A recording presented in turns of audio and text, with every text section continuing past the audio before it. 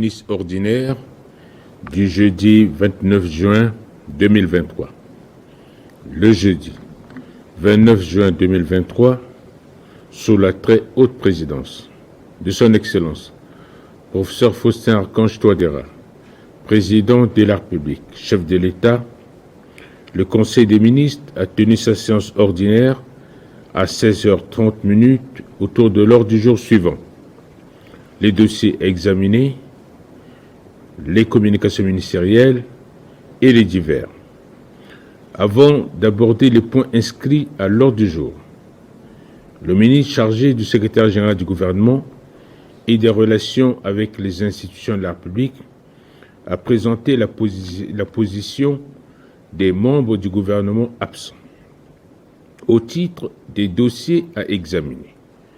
Le ministre d'État chargé de la justice, de la promotion des droits humains et de la bonne gouvernance, garde des Sceaux, a soumis à l'examen du Conseil le projet de décret fixant le barème des émoluments et indemnités des huissiers de justice. Le ministre d'État a indiqué que suite à une correspondance en date du 24 juin 2019 du président de la Chambre nationale des huissiers, Son Excellence, Monsieur le Président de la République, chef de l'État, l'a instruit d'approfondir la réflexion autour des préoccupations soulevées. Déférant à cette instruction, un comité interministériel composé des représentants des ministères de la Justice, des Finances et du Budget, ainsi que de la Chambre nationale des huissiers de justice, a été mis en place en vue de conduire la réflexion qui a abouti à la modification des dispositions du décret numéro 06.200 du 20 juin 2006 fixant les barèmes des émoluments et indemnités des huissiers de justice. Car le barème des émoluments et huissiers de justice tel que fixé dans le dit décret ne permettait pas aux huissiers de justice de notre pays de couvrir leurs charges incompressibles telles que les loyers, les salaires du personnel, sans oublier les impôts. Dans l'optique de permettre aux huissiers de justice de faire face aux charges liées à leur profession et d'améliorer leurs conditions de vie, le ministre d'État a sollicité du Conseil l'adoption du dit projet de décret. Après débat, le Conseil a marqué son accord et a adopté le dit projet de décret. Le ministre chargé du secrétariat général du gouvernement et des relations avec les institutions de la République a soumis à l'examen du Conseil le mémo relatif aux observations écrites dans l'affaire du comité olympique et sportif centrafricain contre le jugement du tribunal administratif rendu le 8 mars 2023. Le ministre a indiqué que suite à la contestation par les instances olympiques internationales du bureau du Comité national olympique sportif centrafricain CNOSCA, issu de l'élection du 28 mars 2022, organisée par le comité intérimaire, Son Excellence, Monsieur le Président de la République, chef de l'État, a instruit le Premier ministre, chef du gouvernement, de faire la lumière sur cette question. À cet effet, le Premier ministre, chef du gouvernement, a pris l'arrêté numéro 004/PM.23 du 1er février 2023 portant création d'un comité interministériel chargé de la vérification des conditions de fonctionnement du Comité national olympique et sportif centrafricain pour permettre au gouvernement de prendre les mesures idoines. Après vérification faite par le comité interministériel mis en place et les échanges directs avec le président de l'Association des comités nationaux olympiques d'Afrique ACNOA, ce dernier a confirmé d'avoir adressé un courrier après consultation des services juridiques du Comité international olympique à Son Excellence, Monsieur le Président de la République, chef de l'État, relative au non-respect des règles et procédures de la Charte olympique qui est un texte supranational. Le 2 juin 2022, le CIO et l'ACNOA ont saisi le ministre en charge des sports pour confirmer la légitimité du bureau du CNOSCA élu le 13 novembre 2021 et déclaré illégitime et donc contraire aux procédures énoncées dans la charte olympique, le bureau élu le 28 mai 2022. De tout ce qui précède, le gouvernement, lors du Conseil des ministres du 2 mars 2023, a pris acte de la décision du tribunal administratif qui a invalidé la décision du ministre en charge des sports et reconnaît l'élection du bureau du CNOSCA du 13 novembre 2021 conformément à la position des instances internationales. Non satisfait de la décision gouvernementale, Sieur Alfred Lambert Bonezui a encore saisi le tribunal administratif aux fins de voir prononcer le sursis à exécution de l'arrêté du Premier ministre numéro 004/PM.23 du 1er février 2023. Le tribunal, dans son jugement du 12 avril 2023, a rejeté la requête de ce dernier au motif que celui-ci n'a pas intérêt à agir. À la date du 27 avril 2022, le tribunal administratif a déclaré illégale la mise en place du comité de crise qui a organisé une assemblée générale extraordinaire le 28 mars 2022 à laquelle est désigné le bureau exécutif dont M. Alfred Lambert Bonezui est issu. Selon le Comité international olympique, une assemblée générale extraordinaire n'a pas la compétence pour mettre en place un bureau exécutif. En somme, seul le président et le bureau issus de l'assemblée générale tenue le 13 novembre 2021 sont légaux. Si le CNOSCA constate que le mandat du dit bureau est arrivé à expiration, une nouvelle assemblée générale élective peut être convoquée conformément à ces statuts pour désigner les nouveaux membres du bureau. Au terme des débats, le Conseil ayant vu le délai imparti pour le dépôt des observations écrites du gouvernement dans la dite affaire, a instruit le ministre d'État chargé de la justice et de la promotion des droits humains, de la bonne gouvernance, garde des Sceaux, de choisir un avocat de l'État qui va préparer et porter devant le Conseil d'État les observations écrites du gouvernement.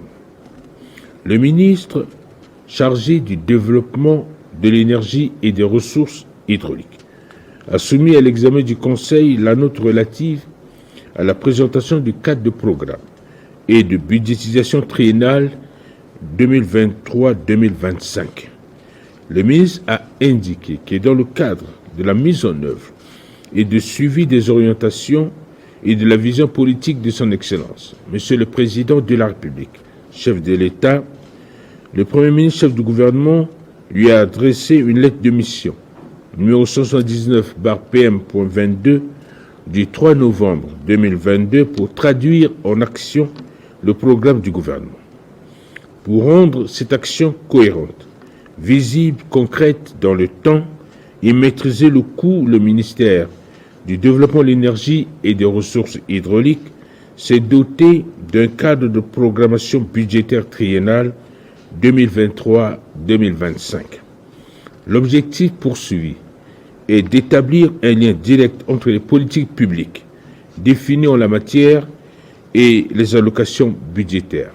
Aussi, vise-t-il à instaurer un mode de gestion budgétaire axé sur la performance en vue d'obtenir des résultats conformes aux choix stratégiques définis par le gouvernement. Pour permettre de suivre régulièrement les programmes et projets de développement relevant de son domaine, le ministre a sollicité du Conseil l'adoption du dit cadre de programmation et de budgétisation triennale. Après débat, le Conseil ayant noté que ce cadre programmatique et de budgétisation triennale donne des indications et détermine les besoins du pays en matière d'énergie et d'hydraulique, a marqué son accord et a adopté le dit cadre. Le ministre chargé de la promotion du genre, de la protection de la femme, de la famille et de l'enfant a soumis à l'examen du Conseil 2 dossiers. Le premier se rapporte au projet de loi portant prévention et répression du harcèlement sexuel et de protection des victimes en milieu scolaire, universitaire, professionnel et familial. Le ministre a indiqué que le harcèlement sexuel est un enchaînement d'agissements hostiles et à connotation sexuelle dont la répétition et l'intensité affaiblissent psychologiquement la victime. Il peut viser à intimider la victime, à la dominer et à obtenir un acte sexuel. Le harcèlement sexuel menace le bien-être des femmes et affecte leur rendement socio-économique. Malheureusement, plusieurs obstacles freinent les victimes à dénoncer, à porter plainte et à aller jusqu'au bout des procédures judiciaires pour la réhabilitation de leurs droits bafoués. Le présent projet de loi vise à pallier ces difficultés en redéfinissant le harcèlement sexuel dans ses aspects spécifiques dans le milieu familial, scolaire, universitaire, socio-professionnel et en précisant les recours disciplinaires pénaux et civils. Afin d'être en conformité avec la Convention 190 de l'Organisation internationale du travail concernant l'élimination de la violence et du harcèlement dans le monde du travail, ratifiée par notre pays, le ministre a sollicité du Conseil l'adoption du dit projet de loi en vue de sa transmission à l'Assemblée nationale pour examen et adoption. Au terme des débats, le Conseil, tout en marquant son accord, a adopté le dit projet de loi, a instruit Madame le ministre de prendre toutes les dispositions nécessaires pour sa transmission à l'Assemblée nationale en vue de son examen et adoption. Le deuxième dossier concerne la demande d'appui au fonctionnement du Conseil national pour la promotion et la protection de l'enfant en République centrafricaine. Madame le ministre a indiqué que la situation des enfants en République centrafricaine, au plan sanitaire, social, éducatif et juridique, demeure encore très préoccupante si l'on en juge les résultats de plusieurs études et enquêtes. Aujourd'hui, les enfants font face à une multitude de situations de risques interdépendantes les unes les autres qui les rendent encore plus vulnérables. Au regard de cette situation, le gouvernement centrafricain, en collaboration avec les partenaires, a initié les actions à travers les programmes et projets visant l'amélioration de leurs conditions de vie. Malheureusement, les réponses développées ne sont pas à la hauteur des attentes et se heurtent à un certain nombre de contraintes. La promulgation de la loi numéro 20.014 du 15 juin 2020 portant Code de protection de l'enfant en République centrafricaine, qui s'aligne sur la Constitution du 30 mars 2016, la Convention relative aux droits de l'enfant de 1989 et ses protocoles additionnels, ainsi que la Charte africaine des droits de l'enfant de 1990, marquent un tournant décisif dans le renforcement du dispositif de protection de l'enfant.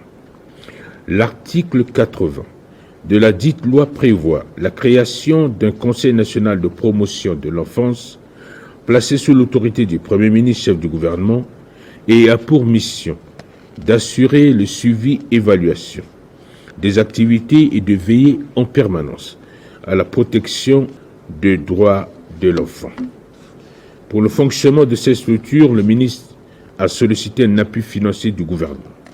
Au terme des débats, le Conseil a marqué son accord pour la création du dit Conseil et a adopté avec amendement la demande d'appui relative au fonctionnement du Conseil national pour la promotion et la protection de l'enfant en République centrafricaine.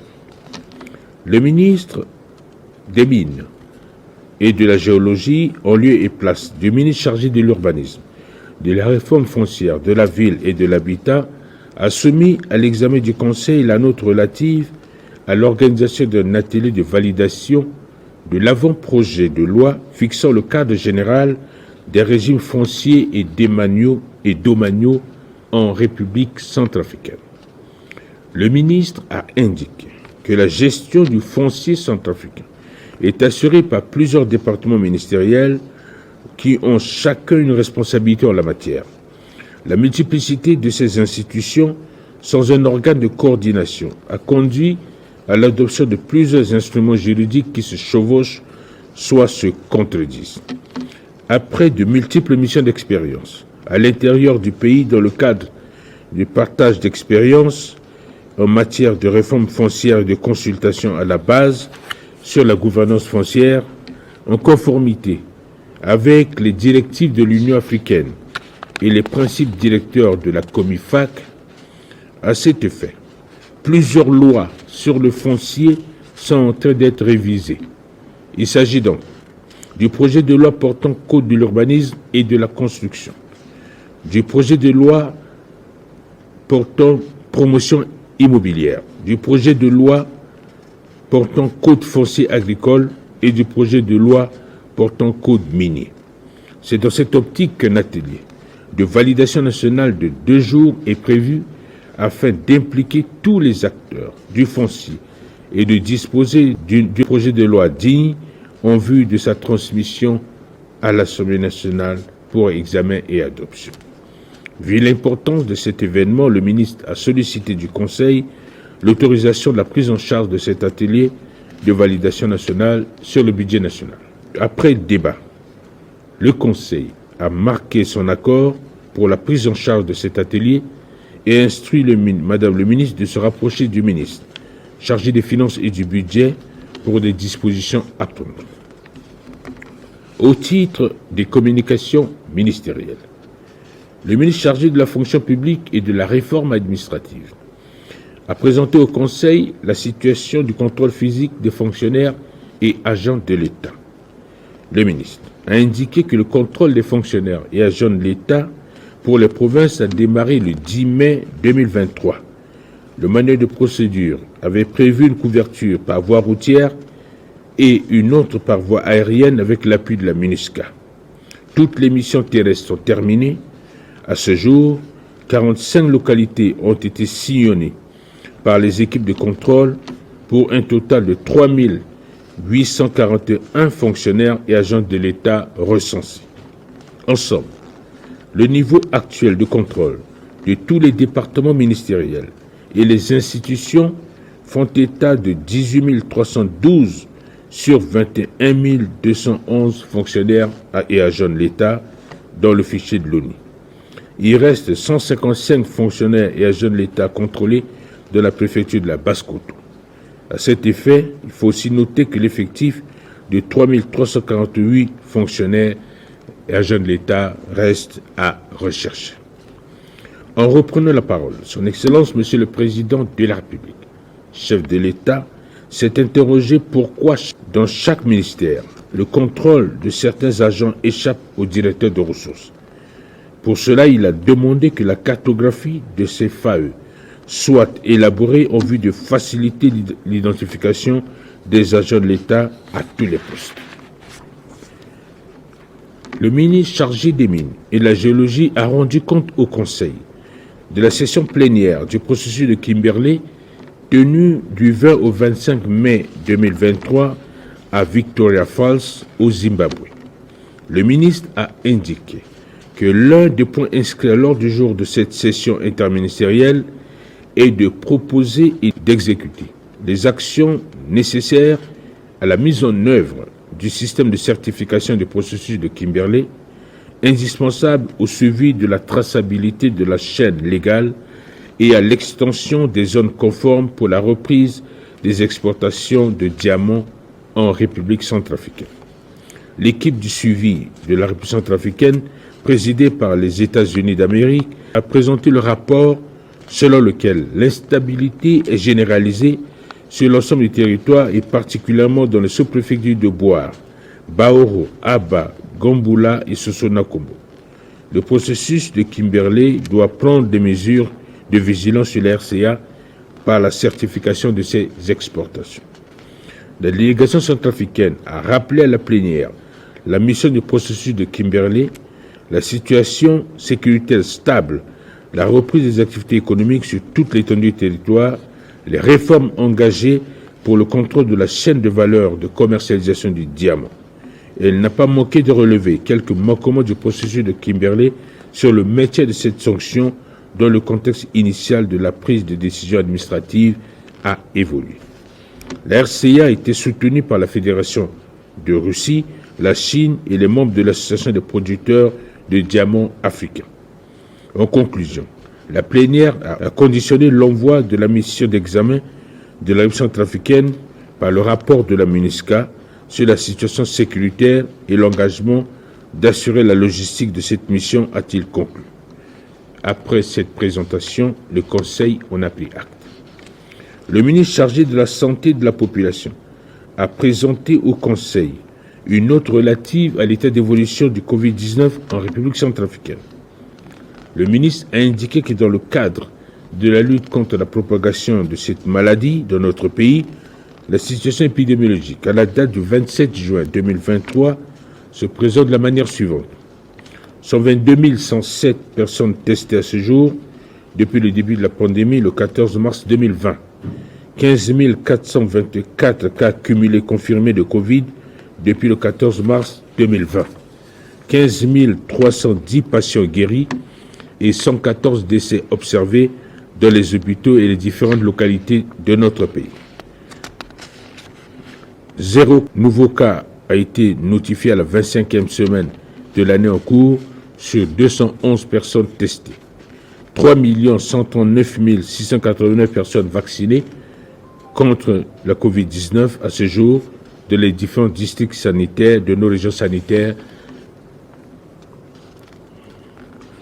Le ministre chargé de l'administration du territoire, de la décentralisation et du développement local, coordonnateur de l'opération Kwatikoudro, a informé le Conseil de la poursuite des activités de l'opération Kwatikoudro qui consiste au nettoyage, au ramassage des ordures dans la ville de Bangui, Bimbo et Begwa de 6h30 à 10h et ses environs, les samedis 10, 17 et 24 juin 2023. Les activités de nettoyage et de ramassage des ordures sont programmées pour le samedi 1er juillet dans tous les arrondissements de Bangui et les communes de Bimbo et de Begwa, avec la plus forte participation de la mairie de Bangui, l'Office national du matériel, la Direction générale de la protection civile et la société Isaka. Après cette présentation, le Conseil en a pris acte.